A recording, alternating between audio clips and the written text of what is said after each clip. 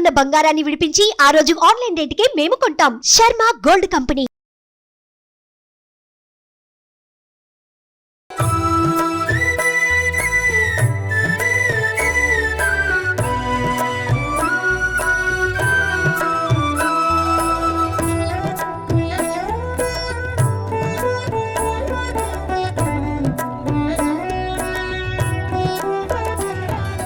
నమస్కారం, welcome to Suman TV. నేను గీతాంజలి. కొన్ని ఆధ్యాత్మిక విశేషాలు మాట్లాడదామని చెప్పి నేను ప్రముఖ ఆధ్యాత్మికవేత్త సాయి శ్రీనివాస్ గారి ఇంటికి వచ్చానండి. వారితో ఇలా మాట్లాడదాం వెయిట్ చేస్తూ ఉన్నాము. రమ్మని లోపలికి వెళ్ళగానే ఒక అమిత ఆశ్చర్యానికి గురయ్యాను నేను, నా టీం అంతా కూడా. ఏమిటి అని అంటే, ఎవరో ఒక వ్యక్తి కూర్చున్నట్లుగా కనిపించారు. ఎవరా అని చూస్తే బాబావారు.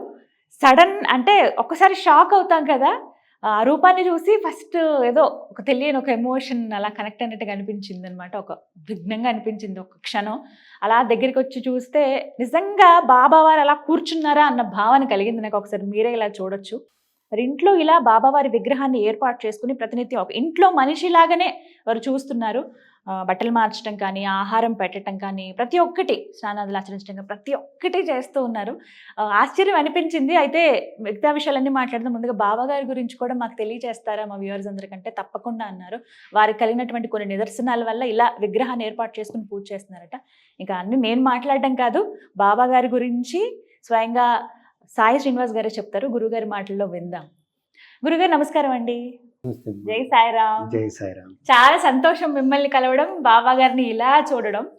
వాస్తవానికి ముందే చెప్పాలి, రాగానే నిజంగా ఎవరో మనిషి కూర్చున్నారు అక్కడ అనిపించింది. సడన్ గా లోపలికి వచ్చాం కదా, కానీ ఎంత చక్కగా ఉంది. నిజంగా బాబా గారు ఉన్నారు ఇక్కడ, ఆయన అలా కూర్చున్నారు అనే భావన కలిగింది. తాకొచ్చా ఒకసారి? తాకొచ్చమ్మా, తప్పకుండా. సాయినాథ, నిజంగా కాళ్ళు చేతులు నిజంగా ఆయన కూర్చున్నట్టే ఉందండి.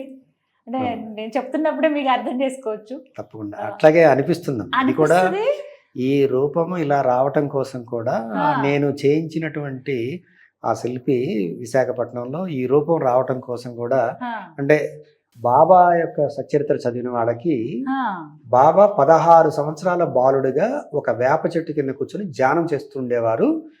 16 సంవత్సరాల రూపంలో చాలా అందంగా ఉండేవాడు. ఆయన పగలు రాత్రిని లెక్క చేయకుండా, ఎటువంటి భయం లేకుండా చెట్టు కింద ధ్యానం చేస్తూ ఉండేవాడని బాబాని చూసినటువంటి ఆవిడ నానా చోద్దార్ తల్లి చెప్తుందన్నమాట. అంటే మొదటిసారి బాబా గారు వేప చెట్టు కింద దర్శనం ఇచ్చారు. బాబాని చూసినటువంటి ఆవిడ బాబా చాలా అందంగా ఉండేవారు అని చెప్పింది. అది మనకు సచరిత్రలో ఉంటుంది. అలాగే మనం బాబా దేవాలయానికి వెళ్ళినప్పుడు బాబా భక్తులు ఎవరైనా బాబా అలంకారం చూస్తే బాబాని చూస్తూ ఉండాలనిపిస్తుంది. మీరు ఏ దేవాలయానికైనా వెళ్ళండి, బాబాని బాగా అలంకరిస్తారు. చక్కగా ఆ మాల కట్టి సాయి మాతలు అందరూ కూడా బాబాని చాలా అందంగా అలంకరించుకుంటారు. ఆయనకి వాస్తవంగా ఎటువంటి అలంకారాలంటే ఇష్టం ఉండదు. అయినప్పటికీ కానీ మన ప్రేమతో బాబాని అలా తయారు చేసుకుంటాం. ఇలా నాకు బాబాని అలా మొదటి నుంచి కూడా బాబా వైపు ధ్యానం చేస్తూ బాబాని చూస్తూ చాలా సంతోషపడుతూ ఉండేవాడిని. ఏదైనా దేవాలయానికి వెళ్ళినప్పుడు కానీ అలా బాబాని చూస్తూ ఉంటే నాకు చాలా ఆనందం అనిపించేది. నాకు అలా ఆనందం అనిపించి అలాంటి బాబాని నేను ఇంట్లో పెట్టుకోవాలి అని చెప్పి నాకు ఆ భావన కలిగింది. గురుగారు, అసలు ఫస్ట్ మీరు ఎప్పుడు సాయి ఆరాధన ప్రారంభించారు? అంటే వాస్తవం చెప్పాలంటే నేను మొదట ఆంజనేయ స్వామి భక్తుడిని. తర్వాత అలా ఆంజనేయ స్వామి గుడికి వెళుతూ నాకు తెలిసినంత వరకు ఆంజనేయ స్వామి దేవుడు. అంటే ఇప్పుడు మనకి ఇష్టమైన వాళ్ళు ఎవరైనా ఉంటే మనం వాళ్ళనే దేవుడు అనుకుంటాం కదా, అట్లా అనుకునేవాడు అనమాట. మా క్లాస్మేట్ ప్రసాద్ అని ఉండేవాడు. అతను బాబా దగ్గరికి రోజు వెళ్ళేవాడు. రోజు వెళుతూ లడ్డు ప్రసాదం కానీ లేకపోతే కోవా ప్రసాదం కానీ తీసుకువెళ్ళాడు, ఒక 10 రూపాయలది. రేపు ఒకవేళ ఊర్లో ఉండకపోతే రేపటిది కూడా ఇవాళ రెండోసారి తీసుకెళ్ళి ఇచ్చేవాడు. అంటే రేపటిది కూడా ఇవాళ చెప్పి, బాబా నేను రేపు రాను బాబా, ఇదిగో మీ ప్రసాదం అని చెప్పి రోజు సాయంత్రం పూట హారతికి వెళ్ళేవాడు. సరే ఒక రోజు నేను మామూలుగా సరదాగా మాట్లాడుకుంటూ, ఇదేం పిచ్చిరా నీకు, ఆయన రేపు రాకపోతే ఇవాళ ఇస్తే 2 సార్లు వెళ్ళండి, నువ్వు కూడా వస్తే నీకు కూడా ఎక్కుద్ది ఆ పిచ్చి అన్నాడు. అంటే మీ బాబా అంత పిచ్చెక్కిస్తాడా, సరే వెళదాం పదా అని ఆ రోజు తనతో పాటు కలిసి వెళ్ళాను. అలా కలిసి వెళ్ళినప్పుడు నేను సేజహారతికి వెళ్ళాను. సేజహారతికి వెళితే అక్కడ బాబా కూర్చున్నట్లేదు.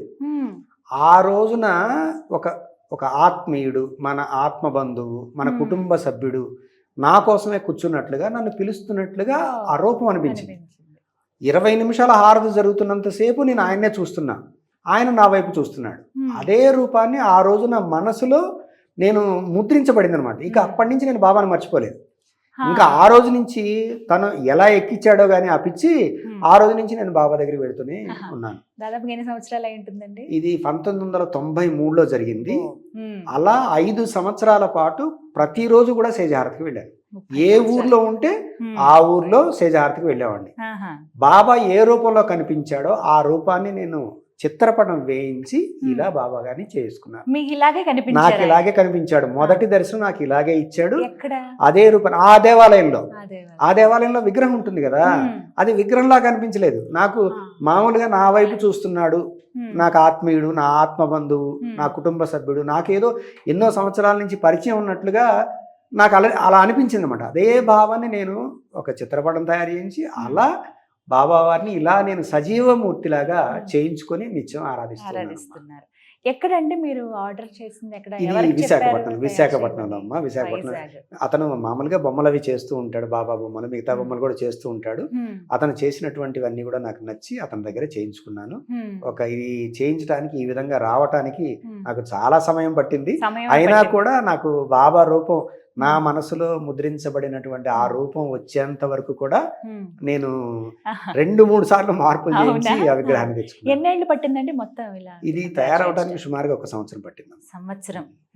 దేంతో తయారు చేశారండి? అసలు మనిషి ఉన్నట్టుగానే అనిపిస్తుంది. నార్మల్ గా మన స్కిన్ ఎలా ఉంటుందో మైనం కదా అంటారు కదా, వ్యాక్స్ తో తయారు చేశారు. ముందు డై తయారు చేసుకుని తర్వాత అలా తయారు చేశారు. సౌకర్యంగా ఉంటుంది. మా ఇంట్లో ప్రతిరోజు కూడా బాబా గారికి హారతి ఇవ్వడం జరుగుతుంది, తర్వాత నైవేద్యం సమర్పించడం జరుగుతుంది. సాక్షాత్తు మాతో పాటు ఒకళ్ళు అని చెప్పేసి, బాబా ఉన్నారు కదా అని చెప్పేసి ఎక్కడికన్నా వెళ్ళాలన్నా కూడా మేము బాబాని ఇంట్లో ఉంచి తాళం వేసి వెళ్ళాము. అంటే ఒక ఆయన ఉన్నారు, ఆయన కావాలి కదా అని మేము ఏదైనా ఆహారం తీసుకుంటున్నా కానీ ముందు బాబాకి పెట్టిన తర్వాత ఆ ఆహారాన్ని మేము ప్రసాదంగా స్వీకరిస్తాం. అట్లా మాతో పాటు ఒక మనిషిలాగా చూసుకుంటాం. కానీ నిజంగా నాకు ఆశ్చర్యం ఏంటంటే ప్రతి ఒక్కటినండి నిజంగా మనిషి ఎలా అయితే ఉంటారో చాలా మంది వచ్చిన వాళ్ళు ఆశ్చర్యం క్లోజ్ లో కూడా చూపిస్తాం చూడండి. మనిషి ఎంత చక్కగా తయారు చేశారో. వారు కూడా మేము సాయి భక్తులేమో తయారు చేసిన ఆయన కూడా. నరాలు ఇలా పైకి కనబడుతున్నాయి, కొంచెం ఇలా మడతలు పడినప్పుడు కొద్దిగా స్కిన్ నల్లబడుతుంది కదా, అలా ఇక్కడ గోర్లు నిజంగా ఉన్నట్టున్నాయి. ప్రతి ఒక్కటి చేతి దగ్గర, అన్ని మొహం దగ్గర ఈ ముడతలు వస్తాయి వయసు రీత్యా. ఇవన్నీ ప్రతి ఒక్కటి యాజ్ ఇట్ ఈజ్ మనిషి కూర్చున్నట్టుగానే ఈ భావన. ఎప్పుడు తీసుకొచ్చారు? ఎన్ని సంవత్సరాలు అవుతుంది బాబా? ఇది కరోనాకి ముందు తీసుకొచ్చామమ్మా. కరోనాకి ముందు 4 ఏళ్ళు అవుతుందా? 2017లో తీసుకున్నాం. 17 దగ్గర దగ్గర 5 సంవత్సరాలు, 6 ఏళ్ళు అవుతుంది. 6 years నుంచి మీరు అసలు ఎలా పూజ చేస్తారు? అంటే ప్రత్యేకంగా పూజ అంటే ఏమన్నా ఉంటుందా? ఎలా అండి? అంటే బాబా గారి విగ్రహం మామూలుగా పూజలో ఉండేటువంటి విగ్రహం వేరేగా ఉంటుంది, దానికి అభిషేకం అదంతా జరుగుతుంది. ఇక మేము ఏదైనా ప్రసాదం కానీ ఏదైనా నివేదన ఇంట్లో తయారు చేసుకున్నటువంటి పదార్థాలు, పండగకి ఏదైనా ప్రత్యేకమైనటువంటి నైవేద్యాలు చేసినా కూడా అవన్నీ కూడా ఇక్కడే ఆయన సాక్షాత్తు సజీవ రూపంలో తీసుకున్నట్లుగా భావన చేస్తాము. ఎవరన్నా మా ఇంటికి వచ్చినప్పుడు శుభలేఖలు లేదా ఏదైనా పోస్టింగ్ ఆర్డర్స్, ఏదైనా అప్లికేషన్ పెట్టుకోవడానికి గురుగారు మీ చేతుల మీదుగా ఇవ్వండి అంటే ఇలా బాబా పాదాలు తాకించి బాబా చేతికి పెట్టి బాబా వీళ్ళకి మంచి చేయి అని చెప్పేసి అట్లా బాబా గారి అంటే ఆ అనుగ్రహం వారికి రావాలి అనేటువంటి ఆలోచనతో వారిని దీవించినట్లుగా భావన చేస్తారు. ఇప్పుడు కూడా మా ఇంటికి వచ్చిన వాళ్ళందరూ కూడా అట్లా బాబాని తాకించి వాళ్ళందరూ కూడా బాబా అనుగ్రహాన్ని పొందుతూ ఉన్నారు. చాలా అదృష్టం. మామూలుగానే మీరు ఇందాక అన్నారు మందిరానికి వెళ్ళినప్పుడు బాగా ఆకర్షణీయంగా కనిపించేది బాబా వారి రూపమే. వారి వస్త్రాలంకరణ చాలా చాలా బాగుంటుందండి. అంటే కాంబినేషన్ కరెక్ట్ గా ఉంటాయి. దాంతో పాటుగా షిరిడీలోనే గమనిస్తే సమాధి పైన ఏ వస్త్రం అయితే కప్పుతారో అదే స్వామివారి పైన కూడా ఉంటుంది. బాబా వారికి ప్రతిరోజు కూడా ఉదయం నుంచి సాయంత్రం వరకు కూడా 5 సార్లు వస్త్రాలు మారుస్తారు. 5 సార్లు మారుస్తారు. 4 హారతికి 4 ప్రత్యేకమైన వస్త్రాలు ఉంటాయి. ఉదయం పూట అభిషేకం అప్పుడు వేరే వస్త్రాన్ని ధరిస్తారు. అట్లా అన్నమాట బాబా గారికి. ఆ విధంగా అంటే బాబా గారి భక్తులు అంటే ఆయన కోసం కాదు, బాబా గారి భక్తులు తనివి తీరా ఆనందించటం కోసం బాబాను అలా చూసుకుంటూ ఉంటారు. ఆ వస్త్రాల్లో సాక్షాత్తు ఆ తండ్రి ఎంతో అందంగా ఉన్నట్లుగా భావన చేస్తాం. ఎన్ని కలర్స్ ఉన్నానండి. నాకైతే తెలుపు ఒకటి, పసుపు ఒకటి వేసినప్పుడు చాలా బాగా కనబడుతుంది. మా ఇంట్లో ఏదైనా పండగ వచ్చింది అంటే మేము బట్టలు తీసుకుంటున్నాం అంటే బాబా కూడా తీసుకుంటాం. అలా మా ఇంట్లో ఆయనకి అంటే ఈయనకి ప్రత్యేకంగా బట్టలకే ఒక బీరువా ఉంటుంది. అబ్బో, ఇంట్లో మనిషిలాగా. ఇంట్లో మనిషి ఎలా ఉంటుందో మేము అలాగే మాతో పాటు ఆయన కూడా మా ఇంటి సభ్యుడే, కుటుంబ సభ్యుడు అనమాట. గురుగారు విగ్రహం గురించి మాట్లాడదండి. ఎంత బరువు ఉంటుంది? ఇది బరువు అంతా కలిపి ఒక 10 కేజీలు ఉంటుంది. 10 కేజీల బరువు. ఎంత ఖర్చు అయిందో తెలుసుకోవచ్చా? అది ఖర్చు కాదమ్మా, అది బాబా ఇచ్చినటువంటి గిఫ్టే. అంతేనా? నా దగ్గరకు వచ్చేటువంటి భక్తులు కొంతమంది సహకరించి గురుగారు దానికి అయ్యేటువంటి మొత్తాన్ని మేము భరిస్తామని చెప్పేసి వాళ్ళందరూ కూడా కలిసి ఆ బాబాకి ఎంత ఖర్చు అయిందో అతనితో మాట్లాడి వాళ్ళే అతనికి ఇచ్చి ఆ విగ్రహాన్ని నా వరకు చేర్చారు వాళ్ళు. ఇది భక్తులు ఇచ్చినటువంటి ఒక రకంగా చెప్పాలంటే ఆ భక్తుల రూపంలో బాబా మా ఇంటికి వచ్చారు. ఆ భక్తుల యొక్క మనసులో దూరి ఇలా బాబా ఈ రూపధారి అయి మా ఇంటికి రావడం జరిగింది. ఇది ఏదో ఒక బొమ్మ లేకపోతే ఇంకోటని మేము అనుకోవటం లేదు, సాక్షాత్ బాబానే మా ఇంటికి వచ్చాడు అనుకుంటున్నాం. ఇప్పుడు విగ్రహం అనగానే పూజలు ఇవన్నీ ఉంటాయండి, ప్రసాదాలు నైవేద్యాలు సమర్పిస్తాము.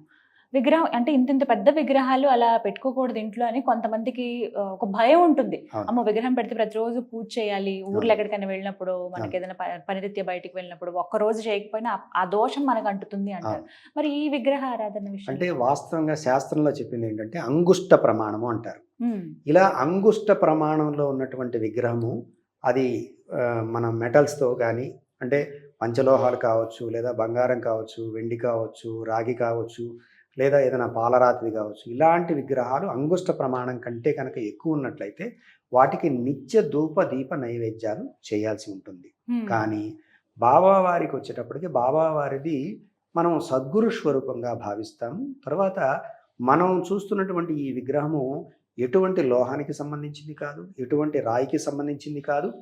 ఇది కేవలం ఒక రూపాన్ని మనం ఆరాధించడం కోసం చేసుకున్నటువంటి ఒక నమూనా.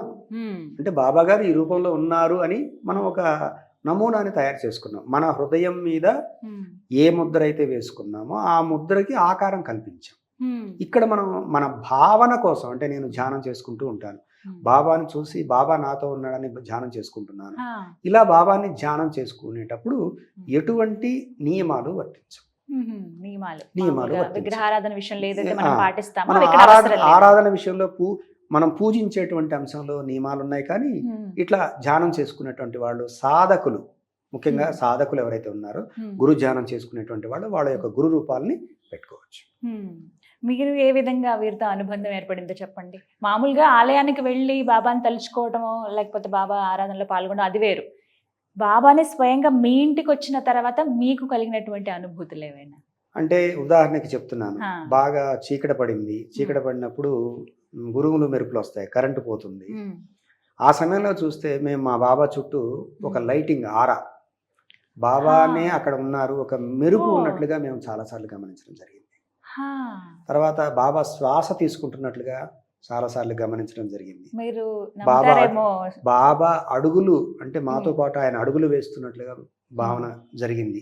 తర్వాత ఏదైనా బాధలో ఉన్నప్పుడు ఆయన మా వైపు చూసి ఇట్లా ఇట్లా అంటున్నట్టు, కళ్ళు ఇట్లా ఇట్లా రెప్పలు కొడుతున్నట్టు అనేక సార్లు అనేకమైనటువంటి లీలలు ఈ మూర్తి వచ్చిన తర్వాత నేను చూశాను. ఓదార్పు ఒకటి, ఇంకా నేను ఉన్నానన్న ఒక భయం. అటువంటి సిచ్యువేషన్స్, చాలా సిచ్యువేషన్స్ లో, అంటే ఇప్పుడు మనం ఏదైనా బాధ ఉంది చెప్పుకోవాలంటే ఏంటి, గుడికి వెళ్తాం. గుడికి వెళ్ళి చెప్పుకునేటప్పుడు ఆయన మన మాట వింటున్నాడని భావన చేస్తాం కదా. అలాగే మేము మా బాబాకి, బాబా ఏంటి బాబా ఇవాళ ఎలా జరిగింది, చాలా మంది నాకు ఫోన్ చేస్తారు, ఎవరు నా హాస్పిటల్లో ఉన్నారు, వాళ్ళ ఆపరేషన్ పరిస్థితి బాగలేదు అని అన్నారంటే, బాబా వాళ్ళు ఆపరేషన్లో ఉన్నారు, వాళ్ళని రక్షించయ్యానంటే అక్కడ వాళ్ళ ఆపరేషన్ సుఖవంతమైంది అనగానే వెంటనే నేను బాబాకి వచ్చి, బాబా చరణాల దగ్గరికి వచ్చి బాబా కృతజ్ఞతలు అని చెప్పుకుంటాను. అట్లాగే బాబా నేను ఇంటి నుంచి బయటకు వెళ్తున్నానంటే బాబా వెళ్ళొస్తానయ్యా అని చెప్పుకుంటాను. మళ్ళీ రాగానే థ్యాంక్ యూ బాబా అని చెప్పుకుంటాను. అంటే ఉదయం లేచి మనం చూసేది బాబాని చూస్తాను, చూసిన తర్వాత ఇక ఆయన ఆశీస్సులు తీసుకుని నా యొక్క దినచర్య ప్రారంభమవుతుంది. మళ్ళీ ఎక్కడికైనా వెళ్ళేటప్పుడు కూడా వెళ్ళొస్తాను బాబా అని చెప్తాను. మళ్ళీ వచ్చాక తీసుకొచ్చాను. వాస్తవానికి మొదట ఇక్కడికి వచ్చినప్పుడు అండి గమనించినప్పుడు ఎవరో ఉన్నారని కాస్త ఒళ్ళు ఒక్కసారి జలధరించింది. తర్వాత దగ్గరికి వచ్చి అలా నుంచున్నప్పుడు ఒకసారి మనస్ఫూర్తిగా దండం పెట్టుకున్నప్పుడు ఉచ్ఛ్వాస నిశ్వాసలు, అంటే ఊపిరి తీసుకుంటున్నారనే ఒక భావన కలుగుతుంది చూసినప్పుడే. మీరు కళ్ళను చూసినట్లయితే ఆ కళ్ళ వైపే చూస్తే, మీరు ఎదురుగా కూర్చుంటే ఒక 3 నిమిషాలు సాయిరామ్ సాయిరామ్ సాయిరామ్ అనుకుంటూ, మీకు తెలిసిన నామాన్ని అనుకుంటూ కనుక ఆయన ఎదురుగా కూర్చుంటే మీరు ఆయన ముఖం మార్పుగా గమనిస్తారు. అంటే వచ్చినప్పుడు మీ వైపు చూస్తున్నది వేరుగా ఉంటుంది, తర్వాత ఆయన వైపే చూస్తుంటే నవ్వుతూ మన వైపు మనల్ని పలకరిస్తున్నాడా అనే భావం కలుగుతుంది. అలా చాలా మంది వాళ్ళు ఏదో ఒక బాధతో చెప్పుకోవాలని వస్తే అది బాబా ముందు కూర్చోండి కాసేపు ధ్యానం చేసుకోండి అని చెప్తాను నేను. అలా బాబాని చూసి చాలా మంది తన్మయత్వం చెందినటువంటి ఇల్లే ఒక సందర్భాలు. మందిరం అయిపోయింది బాబా వల్ల. ఎప్పుడన్నా ఆట పట్టిస్తారా సరదాగా బాబావారు మిమ్మల్ని? అంటే బాబా వారిని ఆట పట్టించడం కాదు కానీ బాబా వారు కొన్ని పరీక్షలు పెడుతూ ఉంటారు. అదే అంటున్నాను, వారు మిమ్మల్ని. వారు అలా పరీక్షలు పెడుతూ ఉంటారు. ఏ విధంగా? ఇంట్లో అంటే రోజు ఏదైనా చెయ్యాలి అంటే ఇప్పుడు ఆవిడకి బాగలేదు అనుకోండి, బాబాకి మరి పెట్టాలి కదా. అలాంటి సందర్భంలో నాకు బాగలేకపోతే ఏదైనా టిఫిన్ తెచ్చుకున్నాం అనుకోండి, టిఫిన్ ఆయనకి పెట్టకుండా మనం తింటున్నామంటే ఆ టిఫిన్ పడిపోతుంది. అప్పుడు గుర్తొస్తుంది అనమాట, బాబాకి పెట్టకుండా. అంటే మేమేమనుకుంటున్నాం, బయట నుంచి తీసుకొచ్చింది కదా అది బాబాకి పెట్టకూడదని మేము అనుకున్నాం, కానీ నాకు పెట్టకుండా తింటావా అని చెప్పేసి కింద పడిపోతుంది. అలాంటి సందర్భాలు అంటే అది చెప్పడానికి ఇంకోలా ఉండొచ్చు, కానీ బాబాకి చెమట పట్టినటువంటి సందర్భాలు కూడా మేము చూసాం. అంటే కరెంట్ పోయింది, కరెంట్ పోయినప్పుడు మనం ఫ్యాన్ వేసుకుంటాం కదా, ఆయన దగ్గర ఫ్యాన్ లేకపోతే ఆయనకి చెమట పట్టిందని వెళ్ళి విసురుతూ ఉన్నటువంటి సందర్భాలు కూడా ఉన్నాయి. ఇది మీకు ఉదాహరణ చెప్తాను. షిరిడీలో బాబా గారికి ఇప్పటికి కూడా దోమతెర వేస్తారు. ఆయన కాలి దగ్గర దోమలు కుట్టినట్టుగా మీకు మరకలు కనపడతాయి. అటువంటి లీలలు మా ఇంట్లో అనేకం జరిగాయి. అందుకని నేను బాబాని అంతగా నమ్ముతాను. నేను నమ్మి నాకైతే ఏ అనుభూతులు పొందానో ఆ అనుభూతులే నేను ప్రచారం చేస్తాను. బాబాని ఇలా విగ్రహ రూపంలో తయారు చేయించుకుని ఇంట్లోనే పెట్టుకోవాలి అనే భావన, ఆలోచన ఎందుకు వచ్చిందండి మీకు అసలు? వాస్తవంగా నేను ఒక 5 సంవత్సరాల పాటు సాయంత్రం పూట బాబాగారి సేజహారతకి నియమం తప్పకుండా వెళ్ళాలని నియమం పెట్టుకున్నాను. అలా వెళుతున్నప్పుడు నేను ఒక గవర్నమెంట్ ఉద్యోగిగా చేస్తున్నప్పుడు ఆ సేజహారతికి వెళ్ళేటువంటి సమయానికి వెళ్ళలేకపోయాను. ఇప్పుడు గుడికి వెళితే విగ్రహాన్ని చూస్తే తృప్తి వస్తుంది, అలా కాకుండా మన ఇంట్లోనే బాబా విగ్రహం పెట్టుకుంటే నేను ఏ సమయానికి వెళ్ళినా బాబాకి హారతి ఇచ్చుకోవచ్చు కదా అనేటువంటి ఒక ఆలోచన. నాకు హారతి అంటే చాలా ఇష్టం. బాబా భక్తులకి చాలా ఇష్టమైనటువంటి సేవ హారతి. తర్వాత పారాయణ చేయటం, తర్వాత షిరిడి వెళ్ళటం, తర్వాత బాబా పేరు మీద అన్నదానం చేయటం, ఇది సహజంగా ఉంటుంది.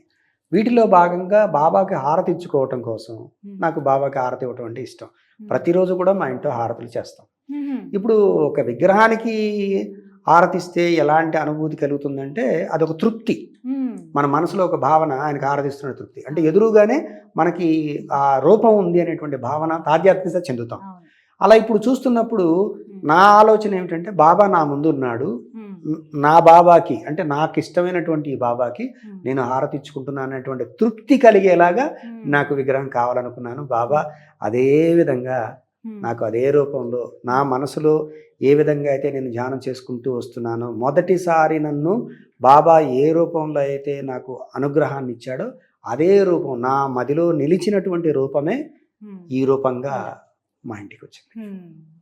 గురుగారు, ఒక సందేహం అండి. చాలా మంది ఇలా విగ్రహం ఏర్పాటు చేసుకుందాం అని అనుకుంటారు, ఇంట్లోనే పెట్టుకుందాం అనుకుంటాం సాయి విగ్రహం.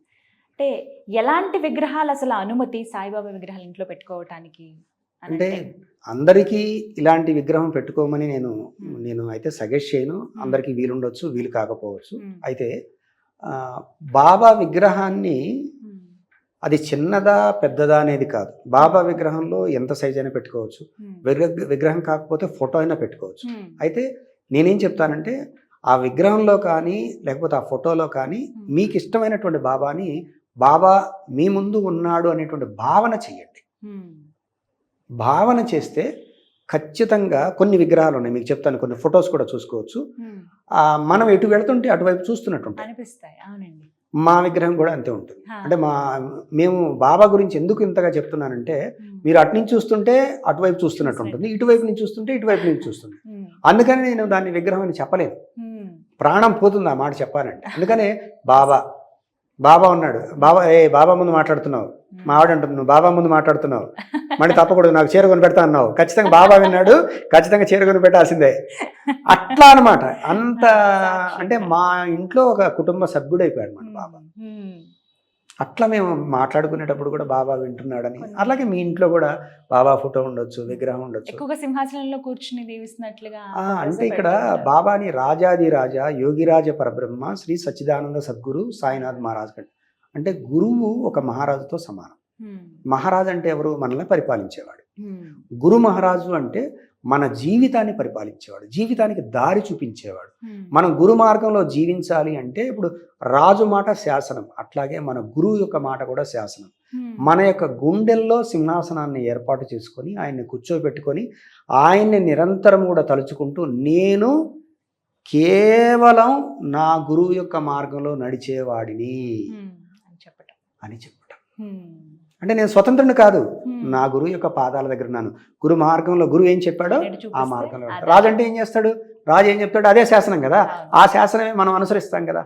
అలాగే గురువు కూడా మహారాజులాగా మన జీవితానికి మన జీవిత దశ దిశ నిర్దేశించేవాడు గురువు. అలా మనం గురువుని పెట్టుకోవాలి. ఒక్క సందేహం అండి మరొకటి, ఇలా ఇంట్లో విగ్రహం పెట్టుకున్నప్పుడు శుభ్రత ఖచ్చితంగా ఉండాలని అంటుముట్లు ఉంటాయి, ఇలా రకరకాల సమస్యలు ఉంటాయి ఇల్లు అన్నాక, ఏదో ఒక ప్రాబ్లం. మరి అలాంటప్పుడు ఎలా అండి సాయం? అంటే జనరల్గా ఏంటంటే మనం దైవంగా భావిస్తున్నాము, గురువుగా భావిస్తున్నాము. శుచి శుభ్రత కోసమే ఈ అంటు ముట్టు మైల అనేది ఉంటుంది కాబట్టి ఆ సందర్భంలో ఆడవాళ్ళు ఆ విగ్రహాన్ని తాకకుండా ఇంట్లో ఉన్నటువంటి మగవాళ్ళు లేదా చిన్నపిల్లలు శుభ్రం చేసి చక్కగా బాబాకి వస్త్రాలు మార్చుకోవచ్చు. ఆ విధంగా కొన్ని నియమాలు అయితే పాటించాలి. కనీసం ఇప్పుడు మనం ఆయనకి ఇవ్వాల్సినటువంటి గౌరవం, ఆయనే మన హృదయ నివాసులైనప్పుడు మనం ఎలా పాటిస్తున్నామో వారు కూడా అలాగే మనం చూసుకోవాలి, వారిని కూడా అలాగే చూసుకోవాలి. మీ గురించి తెలిసినట్టు బాబా గారికి మీరు ఎంత కనెక్ట్ అయి ఉన్నారు ఎమోషనల్గా తెలుసు కాబట్టి, అందుకే పని మీద రావటం ఇలా చూడడం అనేది చాలా ఆశ్చర్యం అనిపించింది. థ్యాంక్ యూ సో మచ్ గురుగారు, మాకు ఈ అవకాశం దక్కింది, దగ్గరుండి చూసి తాకటమే ఒక అదృష్టం. అందుకే బాబాని ఇలా సుమన్ టీవీ ద్వారా ప్రతి ఇంటికి కూడా బాబాని పరిచయం చేసినందుకు సుమన్ టీవీ యాజమాన్యానికి, మీ బృందానందరికీ మీకు ప్రత్యేక ధన్యవాదాలమ్మా. అని చాలా సంతోషం అండి. మరొకసారి కృతజ్ఞతలు తెలియజేసుకుంటున్నాం ఈ అవకాశం మాకు ఇచ్చినందుకు, చూసేటువంటి అవకాశం. దాంతోపాటుగా మీరేం చెప్పాలనుకుంటున్నారు? చాలా మంది సాయి భక్తులు ఈ విధంగా ఆలోచిస్తారు, ఇంట్లో విగ్రహాన్ని ఏర్పాటు చేసుకోవాలని. అలాంటి వాళ్ళు సంశయిస్తున్న వాళ్ళు ఉంటారు, ఆలోచన సందిగ్ధంలో ఉన్న వాళ్ళు ఉంటారు, వారికి మీరు ఇచ్చేటువంటి సలహా? బాబా భక్తులకు నా మనవి, బాబాని మీరు ఒక సద్గురు స్వరూపంగా భావించినట్లయితే బాబా పట్ల అంకిత భావంతో బాబాని ఆరాధించండి. ఏవో మనసులో వచ్చేటువంటి సందేహాలు, లేకపోతే ఎవరో చెప్పినటువంటి మాటలు, ఎవరో ఏదో వీడియో పంపించారని అలా సంకోచాలు మనసులో పెట్టుకోవద్దు. ఎటువంటి సంకోచాలు పెట్టుకోకుండా మీ జీవితంలో బాబా ప్రవేశించిన తర్వాత మీరు బాబా పట్ల ఎటువంటి విశ్వాసంతో ఉంటారో అటువంటి అనుగ్రహాన్ని పొందుతారు. ఈ బాబా అనేటువంటిది మీరు బాబా రూపానికి పరిమితం కావద్దు. బాబా మీ పాలిట ఒక దైవంగా లేదా ఒక సద్గురువుగా లేదా ఒక దివ్య శక్తిగా మీరు భావించినట్లయితే బాబా పట్ల మీరు చూపించేటువంటి భావనలో, విశ్వాసంలో, ఆచరణలో బాబా యొక్క అనుగ్రహం ఉంటుంది. కనుక మీ ఇంట్లో విగ్రహం ఉందా లేదా పటం ఉందా లేకపోతే ఇంకోటి ఉందా అని కాకుండా మీరు విశ్వాసంతో బాబాని ఆరాధించండి, బాబా అనుగ్రహాన్ని పొందండి. శ్రీ సచ్చిదానంద సద్గురు సాయినాథ్ మహారాజ్కి జై. సాయినాథ్. ధన్యవాదాలు గురుగారు. శుభమస్తు. సుమన్ టీవీలో మీ పర్సనల్ అండ్ బిజినెస్ ప్రమోషన్స్ కోసం కింది నెంబర్కి కాంటాక్ట్ చేయండి.